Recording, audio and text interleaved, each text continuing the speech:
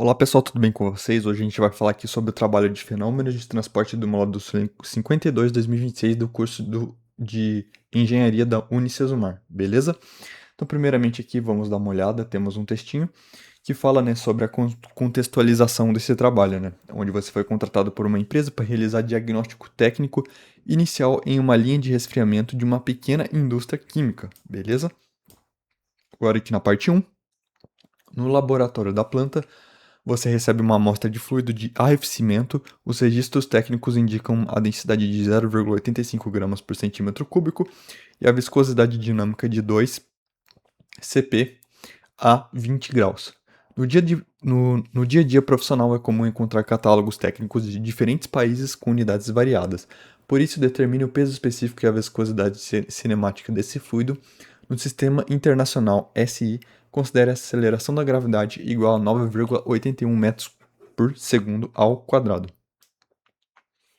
Na parte 2, para monitorar o nível de um tanque de armazenamento de reagentes pressurizado, a fábrica utiliza um manômetro de tubo U contendo mercúrio. O tanque contém um fluido na parte 1, conforme a figura a seguir, sabendo que o desnível observado do mercúrio é de 15 centímetros aqui nessa região, como você pode ver. Aqui temos um tanque, o ponto de medição, e esse tanque ele está fazendo uma pressão aqui, né? Está fazendo uma força nesse tubo em que o mercúrio, né? Ele se elevou 15 centímetros, ok? Então a gente deve calcular a pressão manométrica e atmosférica no interior do tanque, considerando a aceleração da gravidade igual a 9,81 metros por segundo ao quadrado. E para esse cálculo a gente vai desprezar, né, a pequena coluna de gás-ar acima do ponto A, que seria aqui nessa região. A gente vai desconsiderar esse fluido, né, que seria esse gás aqui nessa região, beleza? Pois seu peso específico é insignificante em comparação com o do mercúrio, beleza? Então, aqui temos o esquemático, né, que foi realizado, e essa pressão a gente deve calcular, porque gerou esse desnível aqui de 15 centímetros, ok? Agora aqui na parte 3, o fluido precisa ser transportado do tanque principal para um reator localizado a um nível superior. O tubo de saída tem um diâmetro de 100 milímetros e a velocidade de escoamento média é de 2 metros por segundo. No reator, o tubo reduz para 50 milímetros. Então temos um reator, né, onde ele começa com um diâmetro de 100 milímetros a uma velocidade de 2 metros por segundo, e no reator ele reduz. Então, quando ele reduz, a velocidade dele vai aumentar, ok? Para isso, para que o fluido vença a gravidade, elevação de 5 metros, e ainda sofra aceleração causada pela redução do tubo, a pressão na origem deve ser obrigatoriamente superior à pressão do destino, considerando um cenário ideal sem perdas. Aplique a equação de Bernoulli para calcular o acréscimo de pressão necessário na fonte, ou seja, o diferencial ΔP, né, que seria a pressão 1 menos a pressão 2, ok? Agora aqui na parte 4, né, na prática, o sistema real apresenta rugosidade na tubulação em diversas conexões. Essa rugosidade aqui, pessoal, ela permite que o fluido ele trave na hora dele passar, ele é como se fosse um atrito, né? A rugosidade ela causa como se fosse um atrito ali no fluido, em que impede dele passar de uma forma uniforme, entendeu?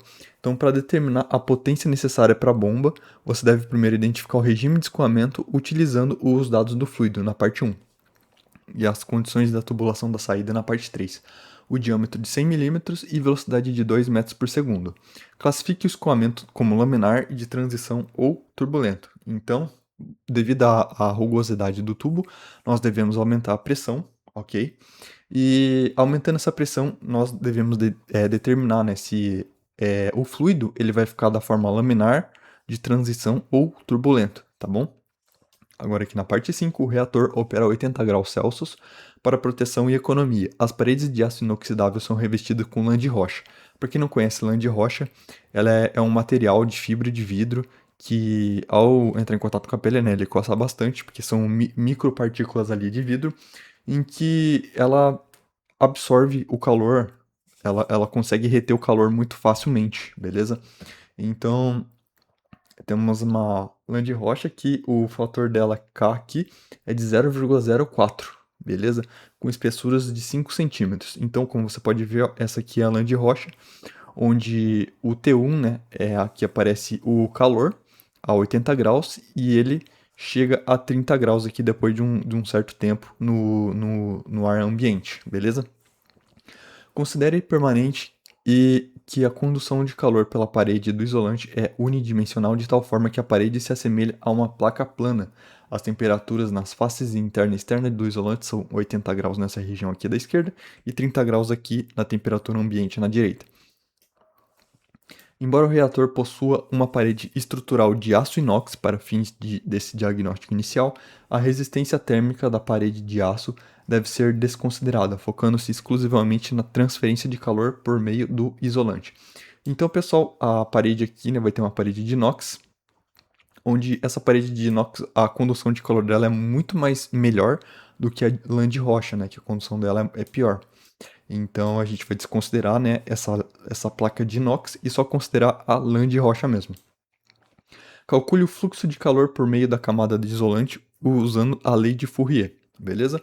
Então, pessoal, esse aqui é o trabalho de fenômenos de transporte. Caso você não consiga realizar ele, você pode entrar em contato comigo que eu te auxilio aqui a realizar, beleza? Valeu, muito obrigado e tchau, tchau.